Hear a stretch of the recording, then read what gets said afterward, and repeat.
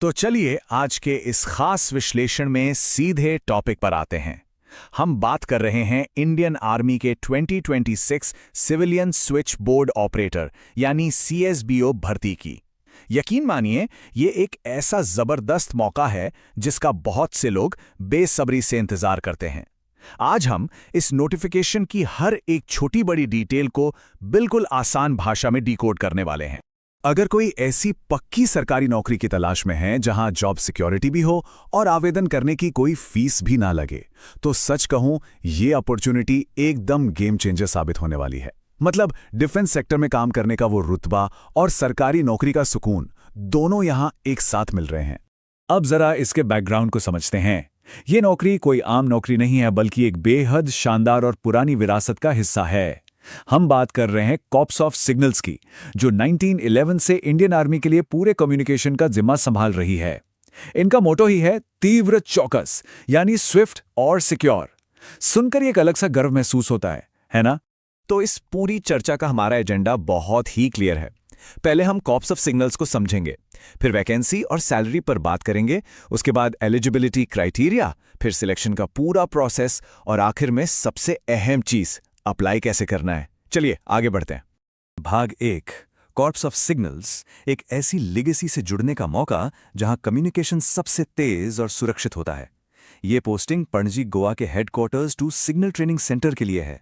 अब सोचिए, जो भी कैंडिडेट्स इस रोल के लिए सिलेक्ट होंगे वो कोई मामूली स्विचबोर्ड नहीं संभालेंगे। वो सीधे देश के सबसे क्रिटिकल मिलिट्री नेटवर्क्स, टेलीकम्युनिकेशंस और इलेक्ट्रॉनिक वॉरफेयर ऑपरेशंस के सिस्टम का एक बेहद अहम हिस्सा बन जाएंगे। मतलब पूरे देश की सुरक्षा के संचार को एकदम बिना किसी रुकावट के चालू रखने की जिम्मेदारी। ये बहुत बड़ी बात है। भाग 2, वैकेंसी और सैलरी। आइए देखते हैं कि इस सीएसबीओ के शानदार अवसर में कैंडिडेट्स को असल में क्या-क्या मिलने वाला है। सबसे पहले तो ये नंबर देखिए, 190। जी हां, grade 2 group C civilian switch board operator के लिए इस बार कुल 190 बेहतरीन वैकेंसी निकाली गई हैं। रक्षा मंत्रालय जैसी जगह में एक साथ इतनी बड़ी संख्या में पदों का आना अपने आप में एक बहुत ही रेयर और कमाल का मौका है। और अब आते हैं सबसे जरूरी पॉइंट पर, यानी सैलरी। तो सिलेक्ट होने वाले कैंडिडेट्स की बेसिक पे शुरू होगी 21,700 रुपए से। ये 7वें वेतन आयोग के पे लेवल 3 के अंडर आता है। और हाँ, सिर्फ यही नहीं, इसके ऊपर केंद्र सरकार के जितने भी भत्ते होते हैं ना, जैसे डीए, एचआरए, वो सब भी मिलेंगे। मतलब पहले ही महीने से हाथ में एक बहुत ही सॉलिड सैलरी आने वाली है। अब इन 190 वैकेंसीज का ब्रेकडाउन भी देख लेते हैं। सरकारी नियमों के हिसाब से इनका बंटवारा बिल्कुल साफ है। अनरिजर्व्ड यानी जनरल कैटेगरी के लिए 94 सीटें हैं, ओबीसी के लिए 43, एससी के लिए 22, ईडब्ल्यूएस के लिए 19 और एसटी के लिए 12 सीट्स रिजर्व्ड हैं। कुल मिलाकर हर वर्ग के कैंडिडेट्स के लिए यहां एक बढ़िया मौका मौजूद है। भाग 3, कौन अप्लाई कर सकता है। चलिए फटाफट से एलिजिबिलिटी और क्वालिफिकेशंस की उन जरूरी शर्तों पर नजर डालते हैं जिनसे कोई समझौता नहीं किया जा सकता। तो उम्र की बात करें तो बेसिक एज लिमिट 18 से 25 साल के बीच फिक्स की गई है और ये उम्र 31 मई 2026 के हिसाब से कैलकुलेट होगी। लेकिन घबराइए मत, हमेशा की तरह रिलैक्सेशन भी है। ओबीसी कैंडिडेट्स के लिए 3 साल की छूट है, एससी/एसटी के लिए 5 साल की, और इसके अलावा पीडब्ल्यूबीडी और एक्स सर्विसमैन के लिए भी सरकार के तय नियम यहां पूरी तरह लागू होते हैं। अब यहां पर 2 चीजें हैं, एक जो एकदम जरूरी है और दूसरी जो बस एक बोनस है।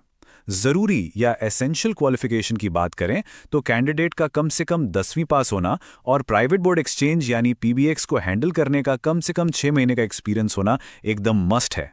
वहीं अगर डिजायरेबल की बात करें तो अगर फर्राटेदार इंग्लिश और हिंदी बोलनी आती है तो ये बस एक एक्स्ट्रा एडवांटेज होगा, कोई मजबूरी नहीं। लेकिन जरा ध्यान दीजिएगा, जो चीज बिल्कुल मिस नहीं की जा सकती वो है पीबीएक्स हैंडलिंग का एक्सपीरियंस सर्टिफिकेट। ये लिटरली एक मैंडेटरी डॉक्यूमेंट है। अगर किसी भी वजह से एप्लीकेशन में एक वैलिड एक्सपीरियंस सर्टिफिकेट नहीं लगा है तो वो एप्लीकेशन सीधे रिजेक्ट कर दी जाएगी। No ifs no buts.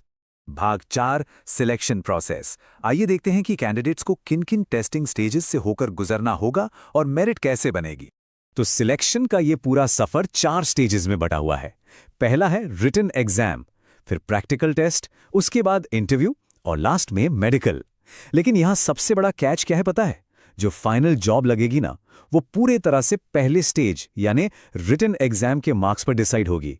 बाकी के जो तीनों स्टेजेस हैं वो सिर्फ क्वालिफाइंग हैं, बस उन्हें पास करना जरूरी है। तो जाहिर है सारा फोकस रिटन एग्जाम पर होना चाहिए। ये पेपर पूरे 2 घंटे का होगा, 100 मार्क्स का होगा और हिंदी इंग्लिश दोनों में आएगा। इसमें 4 सब्जेक्ट्स हैं: general intelligence and reasoning, general awareness, general English और लॉजिक एंड रीजनिंग। हर सब्जेक्ट से 25-25 सवाल आएंगे, यानी सारा का सारा गेम इसी एग्जाम में सबसे ज्यादा स्कोर करने का है। भाग 5, अप्लाई कैसे करें। अब हम इस विश्लेषण के सबसे जरूरी हिस्से पर आ गए हैं, ये अनोखा और पूरी तरह से फ्री ईमेल एप्लीकेशन प्रोसेस। इस प्रोसेस की शुरुआत होती है सही जानकारी ढूंढने से। कैंडिडेट्स को सबसे पहले मिनिस्ट्री ऑफ डिफेंस की तरफ से जारी इस ऑफिशियल एम्प्लॉयमेंट नोटिस को देखना और पढ़ना होगा। यही वो मेन डॉक्यूमेंट है जिसमें इस पूरी भर्ती के सारे रूल्स और डिटेल्स बिल्कुल साफ-साफ लिखे गए हैं। अब यहां पर एक बहुत ही इंटरेस्टिंग ट्विस्ट है। किसी भी ऑनलाइन पोर्टल पर जाकर फॉर्म नहीं भरना है, इसके बजाय इस ऑफिशियल पीडीएफ फॉर्म को डाउनलोड करना है। और हां, सबसे जरूरी बात, इसे सिर्फ और सिर्फ अडोबे एक्रोबैट रीडर का इस्तेमाल करके ही डिजिटली भरना है, किसी और तरीके से नहीं। अगर चाहते हैं कि फॉर्म रिजेक्ट ना हो तो बस इन 4 स्टेप्स को एकदम रट लीजिए। पहला, ऑफिशियल पीडीएफ डाउनलोड करें। दूसरा, एडोब रीडर में पूरा फॉर्म कैपिटल लेटर्स यानी ब्लॉक लेटर्स में टाइप करके भरें। तीसरा, उस फाइल का नाम CSBO__ अपना पूरा नाम रखकर सेव करें।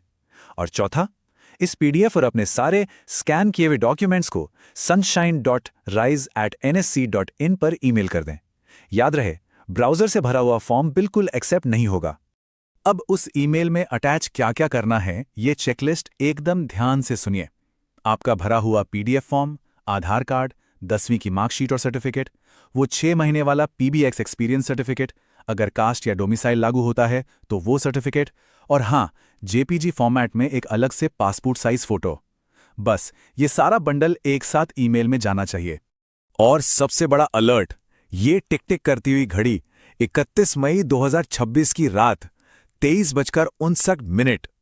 ये एकदम एब्सोल्यूट डेडलाइन है।